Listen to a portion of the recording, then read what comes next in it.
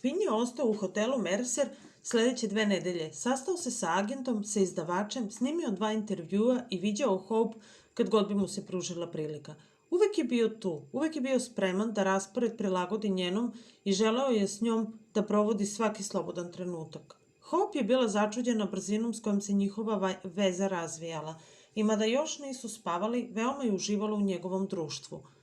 Razapinjala se između toga što je stalno podsjećala sebe da je ovo za njega najverovatnije samo prolazna stvar i želja da veruje da je sve to stvarnost i da dozvoli sebi da bude ranjiva. Finn je bio tako otvoren, prijatan, pun ljubavi i pažljiv i tako su se lepo provodili da nije mogla da mu odoli. A on je za nju činio sve, šta god pomisli da bi mogao da joj se dopadne. Bezbrojne gestove pažnje, donosio je cveće, čokolade, knjige. Hope je sve više dopuštala da je ponese plima emocija kojima ju je on obasipao. A posle 3 nedelje tokom kojih su neprekidno bili zajedno, dok su se šetali kroz park na Washington Square-u jednog popodneva, vraćajući se iz duge šetnje po centru grada, on reče nešto što ju je preseklo. Ti znaš šta je ovo, zar ne? Reče joj značajno dok je išla kraj njega, uhvativši ga pod ruku. Razgovarali su o renesansnoj umetnosti i o galeriji Uffizi u Firenci, za koju su otkrili da je oboje vole, a o kojoj je Finn mnogo toga znao. Mnogo stvari ga je interesovalo i imao je brojne talente, po čemu je veoma ličio na Hope. Izgledali su po mnogo čemu kao savršen par, a bio je jedan od najzanimljivijih muškaraca koje je ikad upoznala i najpažljiviji od svih. Bio je zaista lepi princ o kome sanja svaka žena, a potom je bio pun ljubavi. Zapitkivao ju je o svemu što voli i priželjkuje i stalno su se iznenađivali otkrivajući da vole mnoge iste stvari. U njemu je Hope videla svoju dušu u ogledalu. Šta je ovo? Upitala ga je osmehujući mu se i nežno ga gledajući. Više nije bilo dileme i ona se zaljubljivala u njega, mada ga je poznavala tek nekoliko nedelja. To joj se nije dogodilo nikad ranije, čak ni s Polom. Njena romansa s Finnom razvijala se brzinom zvuka. Šta god je, divno je. Poklonu neću gledati u zube. Imala je utisak da, kad bi nekome pričala o odnosu koji se među njima začinje, taj to ne bi razumeo i rekao bi joj da razmisli pre nego što u to uskoči. Tako se i držala, ali je takođe imala snažan osjećaj da ovom muškarcu i ovoj situaciji može da veruje. Nije sumnjala u to. Nije bilo razloga da sumnja. Znala je ko je on, a u njemu je postojala meka, skrivena strana koja joj je dotakla srce. Ovo je sjedinjenje, reče on tiho, kad 2 ljudi postane jedno. Ona ga pogleda radoznalog izraza lica. Iznenadila ju je ta reč i ona ga upita šta pod tim misli. Ponekad ljudi kad se zaljube, objasnio je on, budu toliko bliski i toliko dobro odgovaraju jedno drugom da se stope i više se ne zna gde se završava jedna, a gde počinje druga osoba. Sjedine se i više ne može da žive jedno bez drugog. Njoj je to zvučalo pomalo zastrašujuće. Nije to bilo ono što je ona imala na umu. Ona i Paul su imali lep brak, sve dok se oni razbolaju pre nego što je Mimi umrla. Ali nikad se nisu sjedinili, niti postajali jedna osoba. Bili su 2 vrlo različite osobe s različitim ličnostima i potrebama i mislima. I to je uvek dobro funkcionisalo. Mislim da se ne slažem s tobom, reče ona tiho. Mislim da možeš nekog isto toliko da voliš i kad si odvojen. Kad stojite jedno pored drugog, pri čemu je svako celina za sebe, ali dopunjuje i onog drugog ili se uklapa s njim, bez sjedinjavanja ili pretvaranja u jednu osobu. Meni to zvuči nezdravo, reče mu iskreno. To nije ono što ja želim, dodade odlučno. Želim da budem celovita, da budem individua i volim te kao celovitu ličnost, Fine. Ne moramo da budemo jedno. Tako bismo izgubili onaj važan deo sebe koji od nas čini ono što jesmo. Fin je delovao razočaran time što je rekla, bio je to prvi put da se njih 2 ne slože. Ja želim da budem deo tebe, reče on tužno. Potrebna si mi, Hope. Prošlo je toliko malo vremena, a ja već osjećam kao da si deo mene. To joj i dalje nije zvučalo kao prava stvar, čak i ako je trebalo da joj laska ili da zvuči da je on voli. Zvučalo joj je klaustrofobično, kao neka krajnost, naročito jer se desilo tako brzo. Jedva da su se poznavali. Kako Kako bi mogli da se sjedine u jednu osobu? I zašto bi to uopšte želeli? Oboje su uložili veliki napor da postanu to što jesu. Nije želela da sada to izgubi. Zaljubljivala se u ono što on jeste. Nije želela da se zaljubljuje u sebe. To je sve delovalo pogrešno. Možda ti mene ne voliš onoliko koliko ja tebe, reče joj, delujući zabrinuto i povređeno. Zaljubljujem se u tebe, reče mu i podiže ka njemu duboke ljubičaste oči. Ima toliko toga što treba da naučimo jedno od drugom. Želim da uživam u svakom detalju toga. Ti si posebna osoba, reče ona nežno. I ti si. Mi smo posebni, bio je uporan Fin. Naše dve polovine čine jednu veću i bolju celinu. Moguće, priznade ona. Ali ja ne želim da jedno od nas izgubi deo sebe u tom procesu. Oboje smo uložili preveliki trud da postignemo to što imamo da bismo sada sve izgubili. Želim da stojim pored tebe, Fine, a ne da budem ti. I zašto bi ti želeo da postaneš ja? Zato što te volim, reče joj, privlačići je i zastade da je snažno poljubi. Volim te više nego što si svesna. Način na koji je to rekao bio je dirljiv, a ne zastrašujući. Ali ipak je to bilo prejako s obzirom na to koliko su se kratko poznavali. Možda ću uvek ja tebe voliti više, reče on, zagledavši se zamišljeno kad su nastavili šetnju. Mislim da je ipak jedna osoba u pravu više voli onu drugu. Spreman sam da ja budem taj, reče velikodušno, a ona osjeti blagu krivicu zbog toga. Mislila je da ga voli, ali toliko dugo je volela Pola da će joj biti potrebno vremena da se navikne na Fina i smesti ga u svom srcu. Morala je prvo da ga bolje upozna. I za to je bilo mnogo prilika. Neprekidno su bili zajedno, osim kad bi se vratili u potkrovlje da prespava. Onda on promeni temu, a Hope osjeti olakšanje. Ne samo da je morala da se navikne na to da ga voli, već se osjećala neprijatno zbog te njegove predstave o sjedinjenju i to nije bilo ono što bi ona želela u vezi. Nije to imala na umu. Šta ćemo da radimo ovog vikenda? Malo se zamisli pa mu odgovori. Mislila sam da bi bilo lepo da odemo na Cape Cod. Volela bih da vidiš kuću. Vrlo je jednostavna, ali to je ono što mi je ostalo iz detinjstva. Mnogo mi znači ta kuća. Osmehnuo se čim je to rekla. Nadao sam se da ćeš me pozvati tamo, reče joj, spustivši joj ruku na ramena. Zašto ne ostanemo duže od jednog vikenda ako imaš vremena? Moglo bi da prije i tebi i meni. Nije mu se žurilo nazad u Irsku. Oboje su bili gospodari svoje sudbine i svog vremena i on je uživao provodeći vreme s njom i upoznajući je. I nije žurio da se vrati pisanju, tako joj je rekao. Ona mu je bila važnija. Pretpostavljam da bismo mogli da provedemo 4 ili 5 dana, pa čak i celu nedelju. Zna da bude tmurno zimi i prilično hladno. Hajde da vidimo kakvo će vreme biti kad stignemo. On klimnu glavom i složi se s njom. Kad želiš da krenemo? Upita je, delujući uzbuđeno. Nije imala nikakve hitne zadatke u tom trenutku. Kalendar joj je bio prazan, a i on je imao samo da završi neku redakturu. Spremali su se da odu na zabavu u Muzeju moderne umetnosti te večeri, a on je imao jedan izdavački skup na koji je trebalo da ode sledeće nedelje. Oboje su uživali otvarajući svet onog drugog, a i jedno i drugo su rado prepuštali središnje mesto onom drugom i povlačili se u pozadinu. Izgledalo je to kao savršena ravnoteža između dvoje poznatih, uspešnih, kreativnih ljudi čiji svetovi su odgovarali jedan drugom. Upravo kao što je ona to i rekla. Stajali su jedno uz drugo, ali nisu morali da se sjedinjuju u jednu osobu. Cela ta ideja njoj je izgledala pogrešno. Zašto ne bismo krenuli sutra na Cape? Predloži Hope.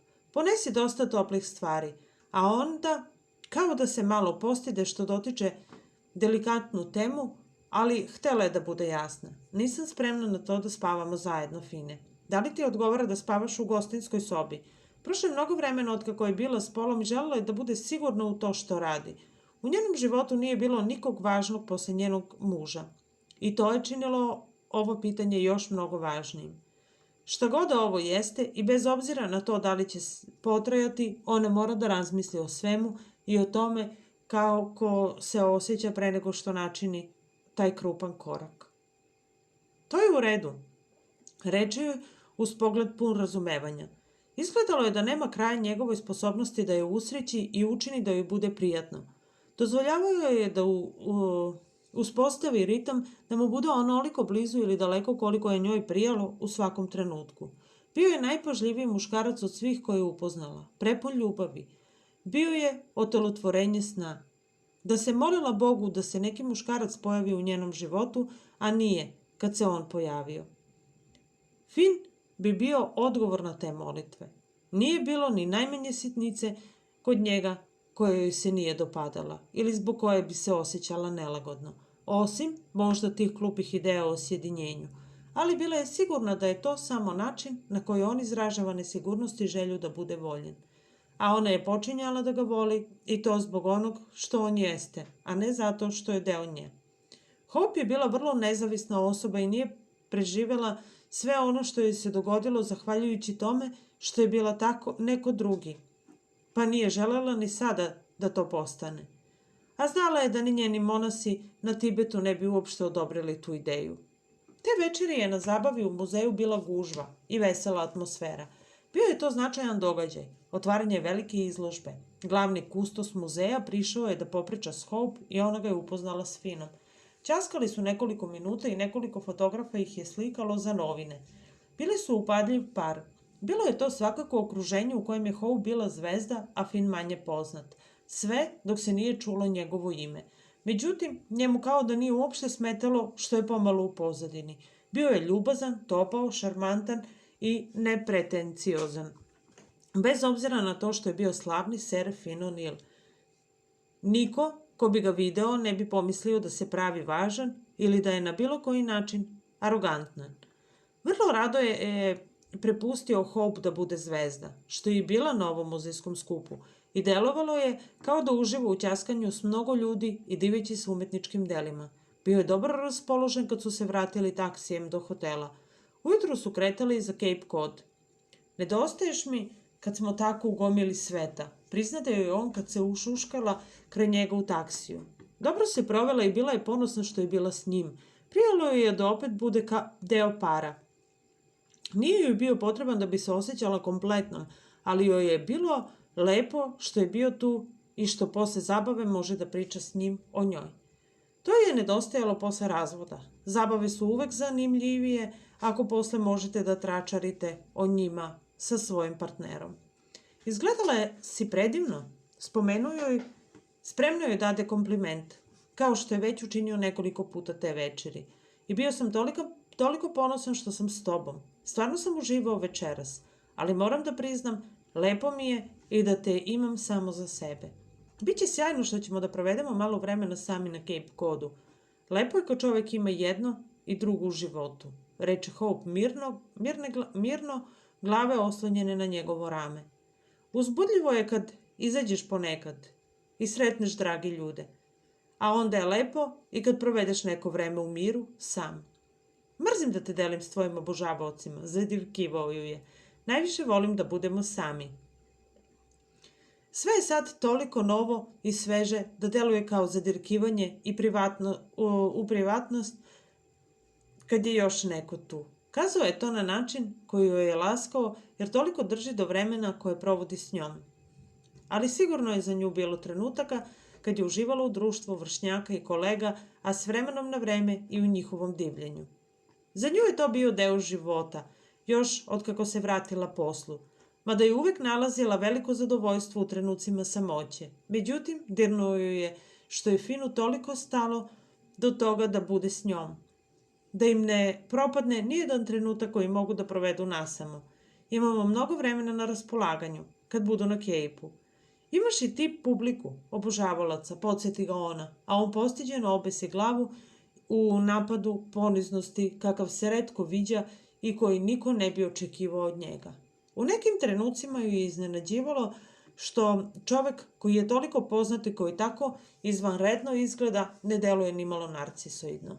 Nije bio sebičan niti samoživ, ponosio se njenim, a bio diskretan u vezi sa svojim uspesima i nije imao potrebu da bude u centru pažnje.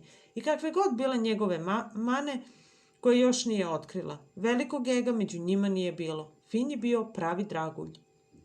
Krenuli su za Cape Cod u 9 sati sledećeg jutra. Prostranim automobilom koji je on iznajmio za tu nedelju, pošto Hope nije imala kola. Kad bi joj bio potreban, iznajmila bi ga.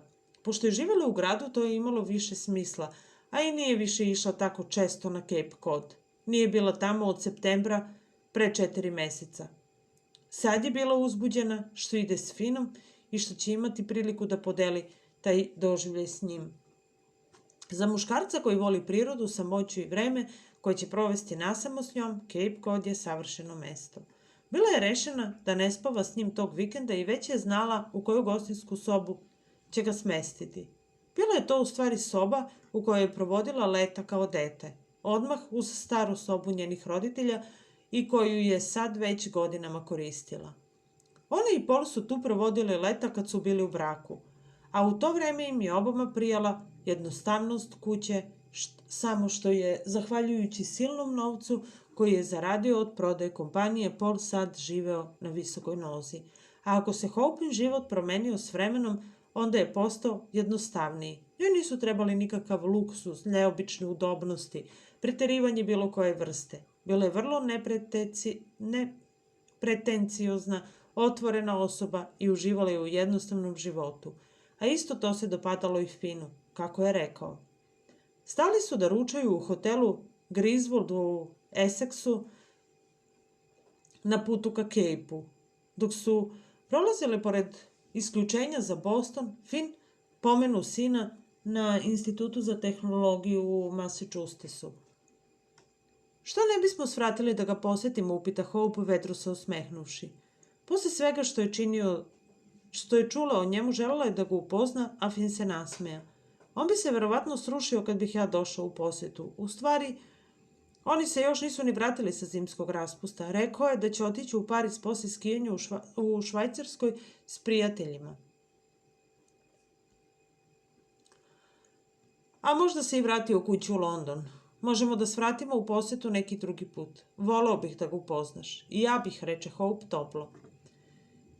Iza Providensa su produžili vožnju do Wellfleeta i stigli su do kuće u 4 sata popodne, kad je već počelo da se smrkava. Putevi su bili čisti, ali se činilo da će možda pasti sneg. Bilo je vrlo hladno, duvao je oštar vetar.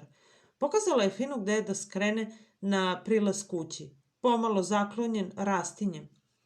Kuća se isticala među svim ostalim, okružena visokom travom, delovala je sumorno u ovo doba godine, a Fin reče da mu liči na Whiteovu sliku koju su videli u muzeju, a Hope se nasmeši na to.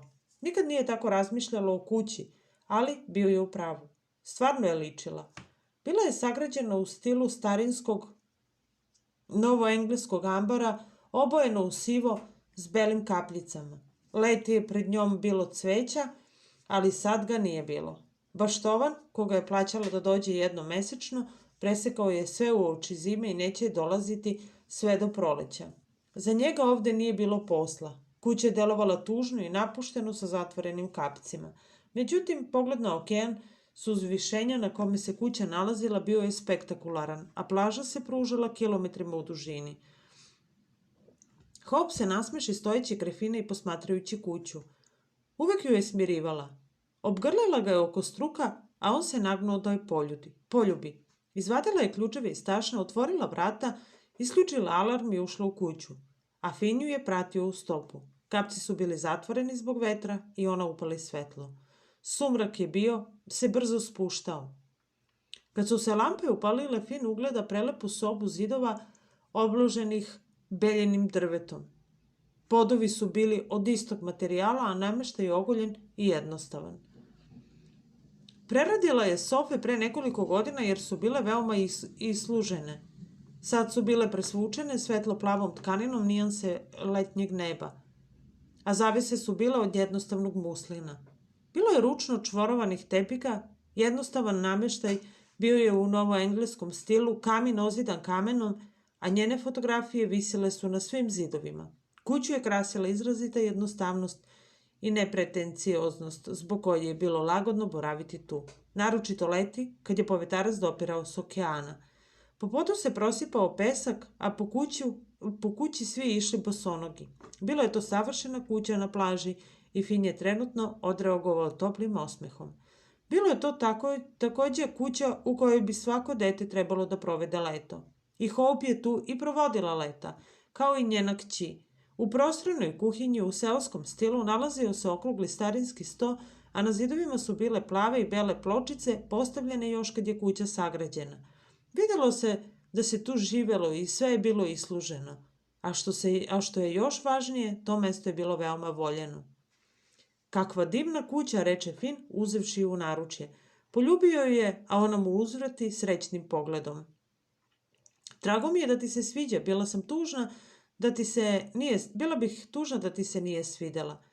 Izađoše zajedno da otvore kapke, a kad su opet ušli u kuću, pred njim se ukaza spektakularan zalazak sunca nad zalivom Cape Cod. Fin je želeo da krenu u šetnju plažom, ali bilo je suviše kasno i suviše hladno. Uneli su namirnice koje su nabavili u Wellfleetu, pa ih sad zajedno raspakovaše. Osjećali su se kao da se igraju da tu stalno žive i Hope je izgledala vrlo srećno. Nije to radila godinama, a s Finom joj je to se baš dopadalo. Onda on izađe da donese njihove kofere, a ona mu reče gde da ih stavi. Popeo se na spradu spavaćih soba, ostavio kofere i razgledao naokolo. Hopeine fotografije bile su okačene u svakoj sobi, a bilo je mnogo starih fotografija na kojima je bila Hope s roditeljima i Mimi s majkom i ocem. Bila je to prava letnja porodična vikendica koja je povezivala generacije i grejala srca. Voleo bih da sam imao ovakvu kuću dok sam odrastao, Fin reče kad se vrati u kuhinju. Kosu mu je razbarušio vetar, a tako je bio samo još zgodniji. Moji roditelji su imali jednu preteranu dosadnu kuću u Southamptonu, koju nikad nisam voleo. Bila je puna starina i predmeta koje mi nije bilo dozvoljeno ni da taknem. Nije mi ličilo na plažu. Ovo je prava stvar. Jeste, osmehnuo mu se Hope. I meni se baš to sviđa. Zato sam se zadržala. Više ne dolazim ovamo često, ali uživam kad dođem. Ovde je previše uspomena i prijateljskih duhova da bih je se ikad odrekla. Nije otmena, ali baš to mi se i sviđa kod nje. Leti je fantastična. Kao dete provodila sam po čitav dan na plaži, a to je radila i Mimi. I još to radim. Pravila je salatu dok mu je to pričala, a planirali su da ispeku šnicle na grilu. Kuhinski aparati bili su moderni i funkcionalni, a leti su često pravili roštilj napolju. Sad je međutim bilo suviše hladno za to. Fin je postavio sto i zapalio vatru. Nešto kasnije on je ispekao šnicle, a ona ugrejala supu i francuski hleb koji su doneli iz prodavnice. Servirali su francuske sireve na tanjiru i kad su seli za kuhinski sto bio je to obilan obrok. Fin otvori bocu crnog vina koju je kupio i popiše po čašu. Bila je to savršena večera u udobnoj kući i posle nje sedoše ispred vatre i počeše da pričaju jedno drugom priče iz detinjstva. Hope je imala jednostavno i zdravo detinjstvo u New Hampshireu, u blizini kampusa Dartmoutha, gde je njen otac predavao englesku književnost na univerzitetu. Majka joj je bila talentovana umetnica i imala je srećno detinjstvo, mada je bila jedinica. Nikad joj, kaže, nije smetalo što nema braću i sestre. Sjajno se provodila s roditeljima i njihovim prijateljima i uključivali su je u sve što su radili. Provodila je mnogo vremena kod oca, u kancelariji, u kampusu. On je bio očajan kad je kao 17-godišnja brucoškinja odlučila da se upiše na univerzitet Brown. Međutim, na tom univerzitetu su imali mnogo bolju katedru za fotografiju, a tu je konačno srela Pola. Upoznala ga je u 19. godini, udala se za njega kad joj je bilo 21, a njemu 37. I otac i mati su joj umrli nakon nekoliko godina njenog braka. Bio je to, kako je rekla, ogroman gubitak za nju. Otac je umro od srčanog udara, a majka godinu dana kasnije od karcinoma. Nije mogla da živi bez muža. Shvataš na šta mislim? Prokomentarisao je Fin. Na to ja mislim kad kažem sjedinjenje. Takva bi trebalo da bude prava veza, ali to ponekad može da bude opasno. Recimo, ako odnosi u nekoj vezi ne funkcionišu dobro ili ako jedan od partnera umre. Oni su kao sijamski blizanci. Jedan ne može da preživi bez drugog. To se Hope i dalje nije činilo kao nešto dobro, naročito kad je prerana smrt njene majke navedena kao primer. Hope nije imala želju da bude bilo čiji sijamski blizanac, ali sad nije prokomentarisala to što je Finn rekao. Znala je da se njemu ta teorija sviđa, ali njoj se nije dopadala. A za nju je bio težak udarac što je izgubila oba roditelja u tako kratkom roku.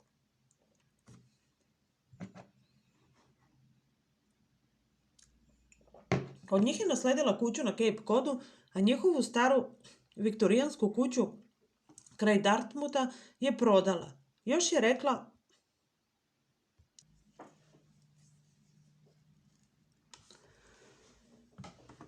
rekla mu je držala sve majčine slike u skladištu. Bile su dobre, mada nisu rađene u stilu kojih se Hope dopada. Očigledno je bila talentovana i povremeno bi predavala ponekoj generaciji u Dartmouthu, ali nije je zanimala profesura. Za razliku od nje, Hopein otac je bio nadaren nastavnik, pa su ga voleli i duboko poštovali na fakultetu gde je godinama predavao. U poređenju s tim, Finnova mladost bila je daleko egzotičnija. Već joj je rekao da mu je otac bio lekar, a mati izuzetno lepa žena. Mislim da je majka uvek smatrala da se udala ispod svog nivoa, pre nego što je bila verena za nekog vojvodu u Irskoj, ali je on stradao u nesreći na jahanju. Ubrzo nakon toga majka se udala za mog oca i otišla s njim u New York, gde je on razvio poprilično unosnu praksu. Međutim, njena porodica je bila i mnogo otmenija od očeve i ona ga je uvek muštrala zbog toga. Mislim da joj je nedostajalo što nema titulu, jer joj je otac bio grof, a da joj verenik nije poginuo, ona bi postala vojvotkinja. Uvek je bila nežnog zdravlja dok sam ja bio mali, tako da je nisam često viđao. Uvek me je čuvala neka mlada devojka koju bi doveli iz Irske dok je majka padala u depresije, išla po zabavama i žalila se na mog oca. Kuća koju sad imam u Irskoj prvobitno je pripadala mom pradedi i mislim da bi majka bila vrlo srećna što je sad ponovo u porodici. Zato mi mnogo znači. Otac je uvijek bio vrlo razočaran što neću da budem lekar kao on, ali to prosto nije bilo za mene. On je odlično zarađivao i uvijek solidno izdržavao majku, ali njoj to nikad nije bilo dovoljno. Nije imao titulu, a uz to je mrzela život u Njujorku. Nisam siguran da li su ikad bili srećni, mada su bili vrlo diskretni u tom pogledu. Nikad ih nisam video da se svađaju, ali u našem stanu na Park Aveniji uvek vladala neka naročita hladnoća. Majka je mrzela taj stan zato što nije u Irskoj, mada je naš dom bio lep i pun starina. Ona prosto nije bila srećna žena, a sad, kad ja živim tamo, shvatam i zašto. Irci su posebna sorta. Oni vole svoju zemlju, brda, kuće, svoju istoriju, čak i svoje pubove. Nisam siguran da je moguće odvesti Irca nekud i učiniti ga srećnim. Venu za svojom zemljom i mora da im je to u genima. Zato što sam i sam prepoznao dom onog trenutka kad sam ušao u kuću svog pradede. Kao da me je čekala celog mog života. Znao sam to onog sekunda kad sam je ugledao.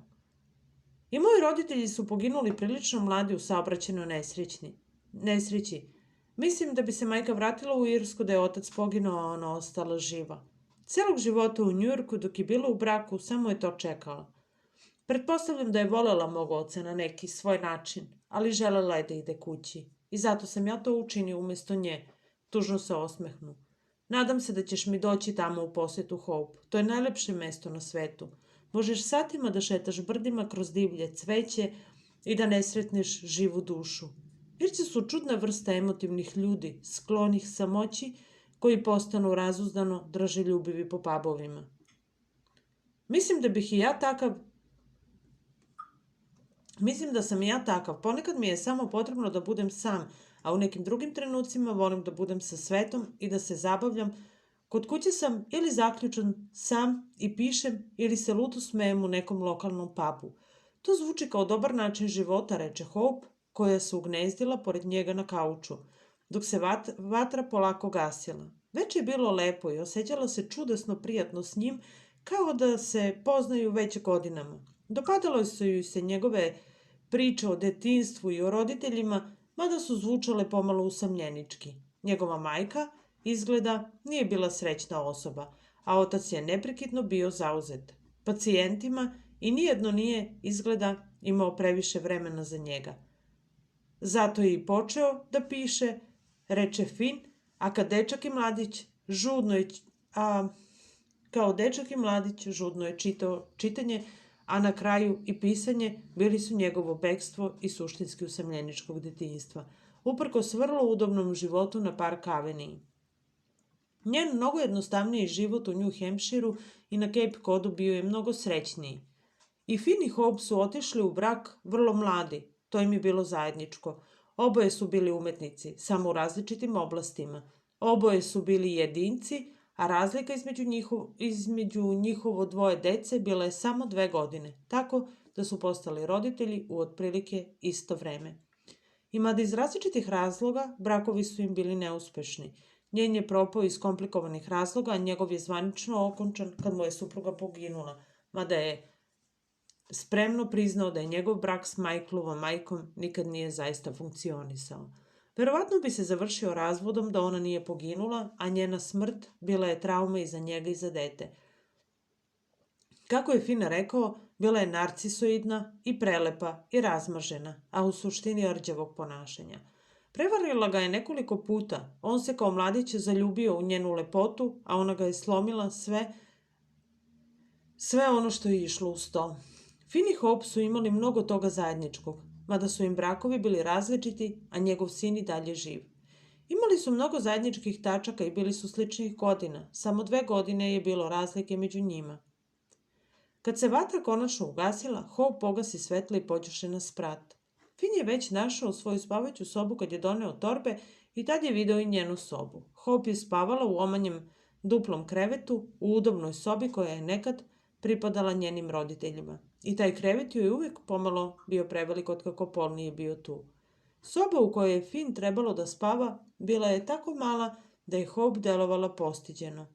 Upitala ga je treba li možda da se zamene, mada ni njena soba nije izgledala dovoljno velika za Fina. Biće mi dobro, uveravao je on i nežno je poljubio za laku noć. A onda oboje nestadoše u sobama. 5 minuta kasnije već je bila u krevetu, u debeloj kašmirskoj spavačici sa čarapama i nasmijala se kad joj je Fin doviknuo kroz malu kuću posljednje laku noć. Lepo sanje, doviknu i ona. I prevrnu se u mraku, misleći na njega. Tako su se kratko poznavali, a nikad joj u životu niko nije bio toliko blizak kao on.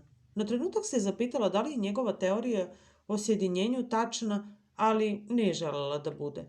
Želela je da veruje da mogu da vole jedno drugo, ali da zadrže odvojene živote, ličnosti i netaknute talente. To je se i dalje činilo ispravnim. Misleći na njega, ostala je dugo budna. Sećala se onoga što je ispričao o svom detinjstvu i toga koliko joj je to zvučalo usamljenički. Pitala se nije li zato on toliko bio željan da bude deo nekog drugog. Nije joj delovao da mu je majka bila naročito posvećena, a bilo joj je zanimljivo i to što je ispričao kako mu je majka bila lepotica, ali nezadovoljna, pa ipak se oženio ženom koja je također bila lepa i sebična i nije bila dobra majka njihovom sinu. Čudno je bilo koliko se u nekim slučajevima istorija ponavlja, a ljudi ponovo izazivaju one iste muke koji su ih razdjerale u detinjstvu. Pitala se nije li on možda pokušavao da dovede do drugačijeg kraja jednu istu priču, ali na kraju nije uspeo. Dok je razmišljala o tome, začula je udarac koji je zvučao kao da je Fin pao s kreveta. Dodatno naglašen jednim glasom jebi ga, zbog čega se nasmejala i krenula da ga obuđe. Tapkajući niz hodnik onako u spavačici i kašmirskim čarapama. Jesi li dobro? Prošaputala je u mraku i začula ga kako se smeje. Napala me je komoda kad sam krenuo u toalet. Jesi li se povredio? Zvučala je zabrinuto, a grizla ju je savest što ga je smestila u tako malu sobu. Obilno krvarim, reče on, ucveljenim glasom. Treba mi bolničarka. Da li da pozove hitnu pomoć, nasmejala se Hope. Ne, neki dlakavi bolničar će mi dati disanje usta na usta, a ja ću morati da ga šutnem u stomak. Jel može jedan poljubac? Ona uđe u sobu i sede na uski krevet koji je nekad bio njen, a on je zagrli i poljubi. Nedostaješ mi, prošaputa Finn. I ti meni, odgovori mu Hope šapatom, a onda dodade oklevajući. Hoćeš i da spavam ovde? On se naglas nasmejao. U ovom krevetu, to bi bio fakirski poduhvat koji bih baš voleo da vidim. Nisam to imao na umu. Zavlada tišina, a on nije hteo da navaljuje. Obećao joj je da će spavati u odvojenim sobama i da neće imati seksualni odnos i bio je rešen da drži reč. Mada bi više voleo da bude drugačije, a ona se sad osjećala glupavo što je to uopšte predložila. Pretpostavljam da je ovo nekako glupo, a? Mi se volimo, a pretpostavljam da nikog drugog to i ne zanima. Tako nekako, reče on nežno. Ali sve zavisi od tebe, ljubavi moja. Tako nekako, reče on nežno. Ali sve zavisi od tebe, ljubavi moja. Meni odgovara i ovde da spavam ako ti tako želiš. Samo pod uslovom da me vodiš kod kiropraktičara sutra da mi sredi leđa. Ona se opet nasmije i skide s njega prekrivače, bez ikakve ceremonije on ustade. Dođi, hajde da se ponašamo kao odrasli ljudi. Pruži mu ruku i povede ga u svoju sobu, a on se nije bunio. Međutim, izbor je ostavio njoj. Bez ikakvog komentara, popeše se u njen krevet i on je zagrli dok su ležali. Jedno uz drugo na malom duplom krevetu. Volim te, Hope, prošaputao je. I ja tebe volim, Fine, uzvrti mu ona šapatom. I bez jedne reči više, priče ili objašnjenja, ili spomena o sjedinjenju, vodio je ljubav s njom, kako to niko u njenom životu nije učinio. Finn i Hope su proveli čarapne dane na Cape Codu. Budili su se kasno i vodili ljubav pre nego što ustanu. Onda bi joj on pripremio doručak, pa bi se toplo obukli i izašli u dugu šetnju po plaži. Po povratku, Finn bi upalio vatru u dnevnoj sobi, provodili su sate čitajući, a onda bi ga ona fotografisala. Popodne su opet vodili ljubav, kuvali zajedno, spavali zajedno, pričali satima o svemu njima važnom. Nikad nije provodila toliko vremena ni sa kim u životu. Pronašla je kutije starih fotografija na kojima je bila Mimi s roditeljima i razgledala ih je s njim. Odlazili su u lokalne restorane i jeli jastoge, dok bi im puter curio niz bradu. Smejali su se jedno drugom zbog komičnih papirnih portikli gigantskih razmera. I ona ga je i tako fotografisala. Zamolila je konobara da ih fotografiše zajedno, a Finn se nakratko iznervirao i u šali optužio da flertuje s konobarem, što nije radila. Bilo je to skoro kao da su na medenom mesecu. Ostali su nedelju dana i najzad sa žaljenjem zatvorili kuću. Finn je spustio reze na kapcima i oni se odvezoše u Njujork. Ovoga puta nije odseo u Merceru, već se preselio kod nje u potkrovlje. Njoj je to sada bilo savršeno prirodno. Bila je potpuno opuštena kraj njega. Te večeri kad su se vratili, otišli su na njegovo izdavačko veče i sada je on bio u centru pažnje, a ona ga je nečujno fotografisala iz daljine i nežno se osmehivala, a s vremena na vreme bi im se pogledi susreli preko sobe. Ponosila se njime dok ga je posmatrala, a on je bio jednako ponosan na to što je ona s njim. Jedina muka koja ih je čekala bila je što se on uskoro će se vratiti u Dublin. Pričali su o tome kad su se vratili kući te večeri i činilo se da je Finn nesrećan, mada su proveli lepo veče. Kada ćeš mi doći u posetu? Upita je, delujući kao dete koje će majka napustiti ili poslati u neki kamp. Ne znam, imam jedan zadatak. Treba da snimam nekog glumcu u Los Angelesu tokom prve nedelje februara. Posle toga sam prilično slobodna. Do tada ima manje od 2 nedelje, reče on nesrećno, a onda se namršti, postavljajući joj sledeće pitanje. Ko glumca? Roda Bimza, reče ona opušteno. Već ga je jednom fotografisala. Kandidovali su ga za Oskara za najbolje glumca. Sranje, reče Finn, pogledavši je ljutito. Jesi li ikad izašla s njim? Naravno da nisam. Trgao ju je ovom reakcijom kao i pitanjem.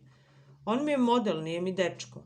Nikad ne izlazim s ljudima koje fotografišem. I nasmeja se čim je to rekla, s obzirom na to što se dogodilo s njim.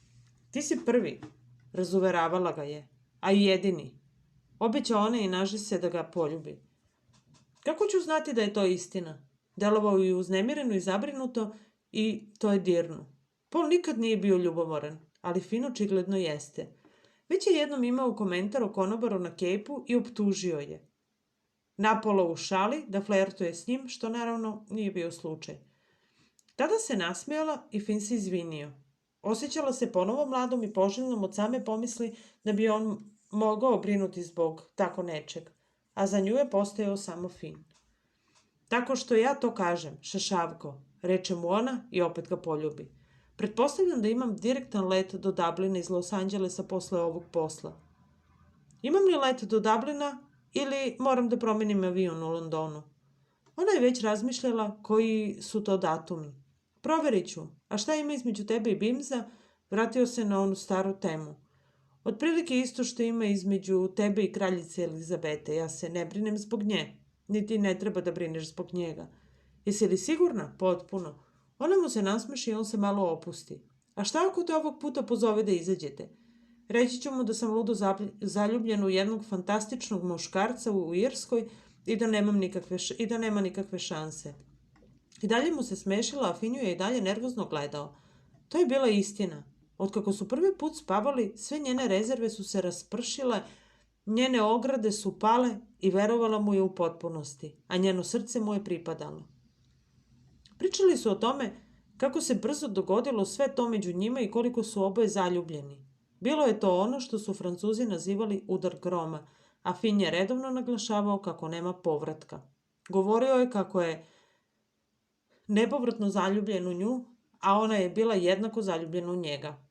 Hope je došla do zaključka da se takve stvari dešavaju u njihovim godinama, da oni znaju ko su i šta žele, da znaju šta im je pošlo naopako u prethodnim životima i oboje su osjećali da je ovo zauvek, mada je ona i dalje osjećala da je prerano da ikome kaže za njega. Bili su zaljubljeni nešto duže od mesec dana i Hope nikad ni u šta nije bila tako sigurna u svom životu kao što je bila sigurna da ga voli, a Finn je osjećao isto. Oboje su znali da je ovo prava stvar i slagali su se da je to nešto najbolje što im se u životu dogodilo. Finn je obećao da će joj proveriti letove sutradan i kako se ispostavilo, postojao je direktan let iz Los Angelesa za Dublin. On je ostao u Njujorku još nedelju dana i divno su se proveli. Pomislila je da ga upozna sa Markom Weberom, ali zaključila je da bi to bilo preuranjeno. Niko ne bi mogao da razume to koliko su njih dvoje postali sigurni jedno u drugo tako rano. Bilo je lakše da to ne mora da brani, već da samo u tome uživa, izvan pogleda drugih. A i Finn je onako želeo da bude nasamo s njom pre nego što ode. Rekao je da ne želi da im niko troši vreme, beskrajno, dragoceno, pošto su dani do njihovog odlaska prosto proleteli.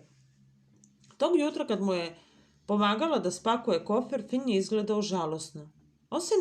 Još se nervirao zbog fotografisanja roda Bimza. Stalno se vraćao na tu temu, a Hope je počinjala da se osjeća glupavo što ga iznova ubeđuje. Međutim, pošto su se njih dvoje upoznali na njenom zadatku i zaljubili baš kad je završila Finnovo portretisanje, on je sad brinuo zbog svih njenih snimanja portreta, a ona ga iznova uveravala da nema razloga za brigu. Vodili su ljubav još jednom pre nego što su krenuli na aerodrom. Nikad u životu nije toliko često vodila ljubav kao s njim posljednjih nedelja. Neodređeno su razgovarali o braku, mada ne u nekom kratkom ili određenom roku. Zaista je bilo prerano, ali oboje su potvrdili da im pomisao na to nije strana. Finna nije zanimalo šta treba da učini ili kako će to da postignu, samo je želeo da provede s njom ostatak života. A ona je počinjala da se osjeća slično, mada nije bila sigurna da joj je za to potreban brak. Već je manje ili više živjela s njim, a isto tako će biti i u Irskoj. I šokirao ju je kad je načeo temu u vezi s detetom. Izjavio je kako želi da pokuša da ima dete s njom. Nežno mu je skrenula pažnju da bi u tom projektu verovatno bilo potrebno mnogo intervencije i pomoći sa strane i nije se baš osjećala spremnom da to otpočne, barem ne u tom trenutku. Želela je da o tome razgovaraju kasnije, kad nešto duže budu zajedno, ali negde duboko u sebi, mada je to zvučalo ludo, ta ideja je za nju imala izvesnu privlačnost. Naročito kad je pogledala Mimine fotografije i setila se koliko je slatka bila kao beba. Ideja da ima dete s Finom bila je zastrašujuća, ali i zamamna. A od samog razmišljanja o tome osjećala se ponovo mladom. Fin je tvrdio da je to moguće u njihovim godinama. Drugi su to već uradili, uključujući nekoliko njegovih prijatelja. Odlučno je to zastupao, ali se složio da sačekaju barem nekoliko meseci pre nego što ponovo razgovaraju o tome. Dok su se vozili limuzinom na aerodrom, Fin je ćutao i držao ju u zagrljaju. Ljubili su se i šaputali, a on je obećao da će je pozvati onog minuta kad bude stigao. Putovao je noćnim avionom i stići će suviše kasno da bi je zvao, ali će za njega biti jutro. Pripremit ću kuću za tebe, obećavao joj je. Rekao je da ga čeka mnogo čišćenja i da mora da dovede čoveka za grejanje kako se ne bi smrzavali u delu kuće u kome budu živeli. Rekao joj je da ponese mnogo džempera i toplih jakni kao i solidne čvrste cipele kako bi mogli da idu u šetnje po brdima. Biće početak februara kad stigne tamo, tako da će biti kišovito i hladno. Obećala je da će ostati s njim mesec dana i jedva je čekala taj trenutak. On je u martu i onako morao da piše, a ona je imala mesec dana. Ona je imala spremne zadatke u Njujorku, tako da nije mogla da ostane duže. Međutim, i mesec dana je odlično za početak i to će biti prilika da se Hope navikne. Upravo su proveli zajedno 4 nedelje u Njujorku. Rastanak na aerodromu za oboje je bio kao da ih rascepaju noževima. Nikad se nije toliko vezala za nekoga, naročito ne ovako brzo, osim za Mimi. Nije ovo osjećala čak ni prema Polu. Njen odnos s Polom, kad su se upoznali, bio je mnogo odmereniji i počeo je mnogo sporije. Naročito jer je ona tada bila studentkinja, a on toliko stariji od nje. Strogo je pazio da se odnos među njima ne razvija prebrzo. Fin nije bio takvih briga, već je uleteo iz sve snage. Ali u ovim godinama to je imalo više smisla. Oboje su poznavali ljude koji su se zaljubili u 40-im, brzo shvatili da su upoznali pravu osobu, venčali su u roku od nekoliko meseci i od tada bili srećni. Međutim, oboje su znali da će to biti teško objasniti drugima. Ludo su se zaljubili i odlučili da prožive ostatak života zajedno, a sve to za mesec dana. A Hope je čvrsto rešila da joj ništa ne govori Polu. Nije želela da ga uznemiri, a nije imala predstavu o tome kako bi reagovao. Bila je sama već toliko dugo i bila mu je na raspolaganju kad god bi poželeo, mada to nije bilo često. Da je nekako osjećala kao da bi njega zabrinulo ako bi sad ona bila s nekim drugim. Međutim, također je verovala da bi kad se budu upoznali Paul i Fin mogli biti dobri prijatelji. Fin još nije pokazao nikakvu ljubomoru prema Paulu, što je delovalo kao vrlo dobra stvar. Hope bi takva ljubomora smetala. Paul je bio veoma važan i duboko ga je volela sad na neki čist način. I znala je da će ga uvek voleti, do kraja života, što će biti, nadala se, još dugo. Razgovarala je još jednom s njim u januaru i tada je još bio na brodu i plovio je kao ostrvu St. Bart. Nije mu spomenula Fina, a Paul može da je dobije na mobilni telefon bilo gde na svetu, pa može da je pozove i kad bude bila u Irskoj. I ona ne mora da mu kaže gde je, osim ako to ne reši, baš kad je bude zvao. Međutim, želela je da zasad bude diskretna. Ona i Fin se poljubiše posljednji put i ona mu mahnu dok je prolazio kroz punkt za bezbedonosnu proveru, a onda nestao. Vratila se u grad limuzinom koju je on iznajmio. Bilo je to prvi put da je sama u posljednjih mesec dana i osjećaj je bio čudan. Malo ju je tešilo što se njih dvoje više neće mučiti s njenim uskim krevetom. Nikako nije bio dovoljan za nju i Fina, ali je on insistirao da spava s njom u tom krevetu svake noći. Obećala je da će pokušati da pronađe veći krevet koji bi se uklopio na njenu platformu za spavanje, mada će to teško ići. Kad je Fino otišao, stan je delovao prazno. Bez njega i ona je neko vreme šetkala besciljno. Onda je proverila poštu, odgovorila na nekoliko mailova, napravila nekoliko udarničkih napomena za svog retušera i konačno se okupala i otišla u krevet sa knjigom. Nedostajao joj. Ali morala je da prizna da joj nakratko prija i da ima neko vreme samo za sebe. Fin je voleo da bude obasipan pažnjom i u svako doba dana ju je zabavljao zanimljivim razgovorima i želeo je da neprekidno budu zajedno. I za promenu, skoro da je bio zabavno da bude sama, mada njemu to ne bi rekla. Njega bi to slomilo. Probudio ju je mobilni telefon u 3 sata ujutru. Bio je to Fin. Samo što je stigao. Zvao ju je da joj kaže da je voli i da mu užasno nedostaje. Zahvalila mu se, rekla mu da i ona njega voli, poslala mu poljubac i vratila se na spavanje. I onda ju je ponovo zvao u 9. Ispričao joj šta sve je radio u kući i u okviru priprema za njen dolazak, a ona se smešila slušajući ga. Zvučao je kao malo dete i ona je to volela kod njega. Bilo je neke nevinosti u njemu. Bio je to tako sladak da je to bilo neodoljivo. Kad su bili zajedno, bilo joj je lako da zaboravi koliko je slavan i uspešan, baš kao što je i on to zaboravljao za nju. Nije im to bilo važno. Zvao ju je 3 puta dnevno, a i ona je zvala njega isto tako često. Između projekata i sastanaka, poseta galerijama i rasprava s kustosima. Zvučalo je dobro sve do dana kad je ona polazila za Los Angeles, a tada je ponovo spomenuo Roda Bimza i podsjetio je da se ne zaljubi u njega i da ne izlazi s njim na večeru, sećajući se šta se desilo između njih dvoje. Ona ga je uveravala da neće to učiniti i podsjetila ga da Bims ima 25-godišnju suprugu koja je trudna i da sigurno neće juriti nju. Nikad se ne zna, rekao je Fin, i dalje zvučići zabrinuto. Ja bih radije bio s tobom nego s bilo kojom 25-godišnjakinjom. To je zato što sam ja zaljubljena u tebe, uzvratila mu je Hope smešići se. Žurila je na aerodrom i morala je da završi razgovor. Kad je stigla u Los Angeles, Fin ju je neprekidno zvao. Konačno je morala da isključi telefon tokom snimanja, a on se gorko požalio na to kad ga je posle ponovo uključila. Šta si radila s njim? Upitao ju je delujući ljutito.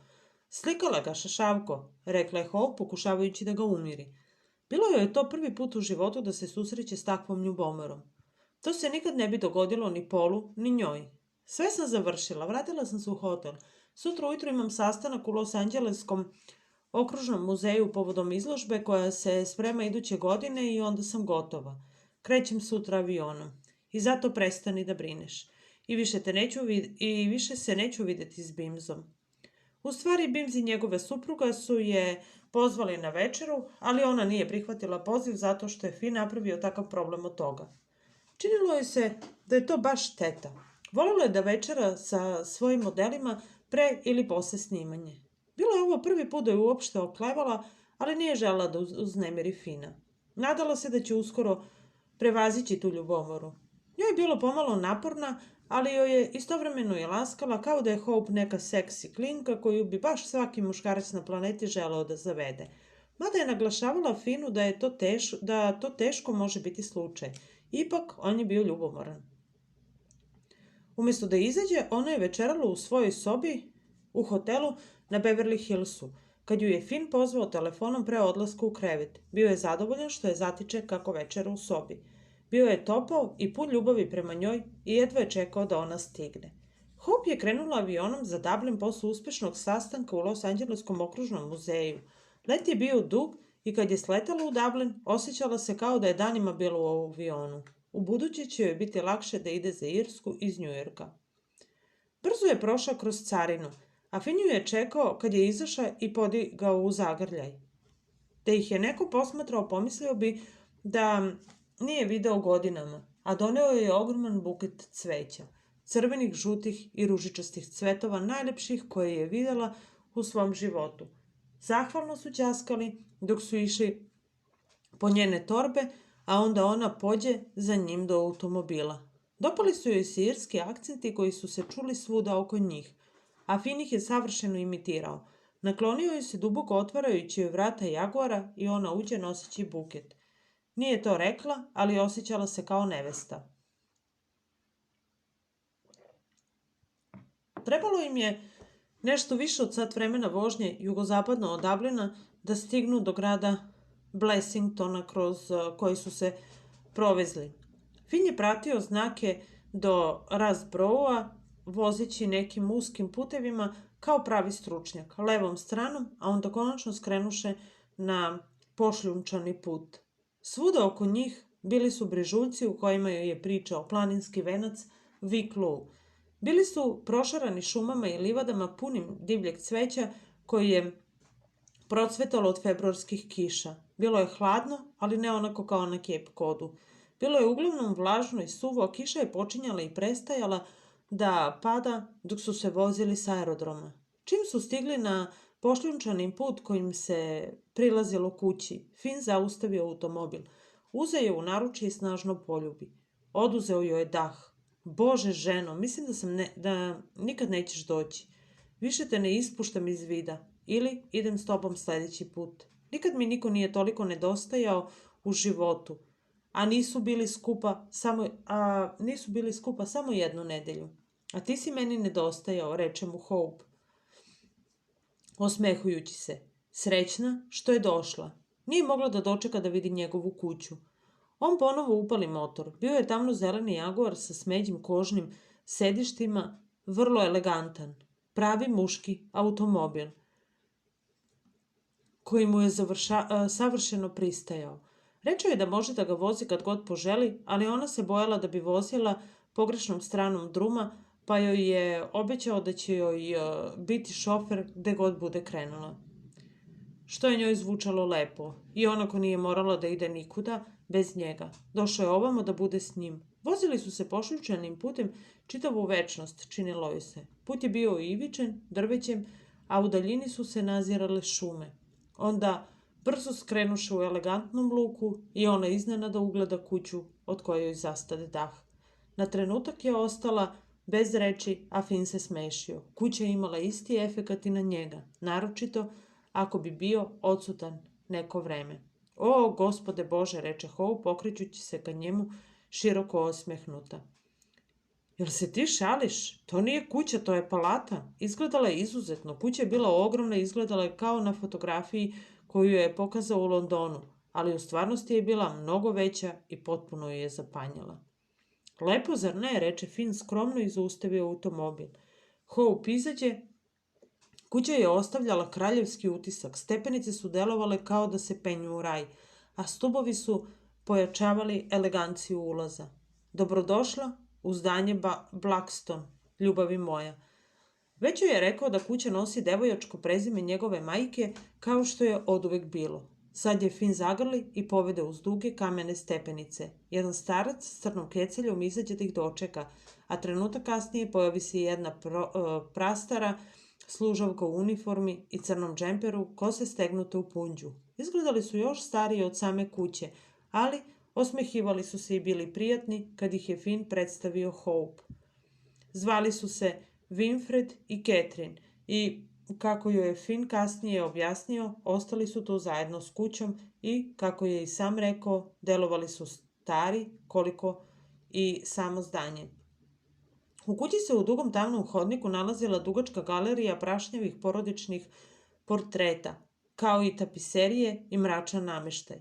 Nije bilo odgovarajućeg osvetljenja i Hope jedva da je mogla da vidi pokrete dok je kraj njih prolazila.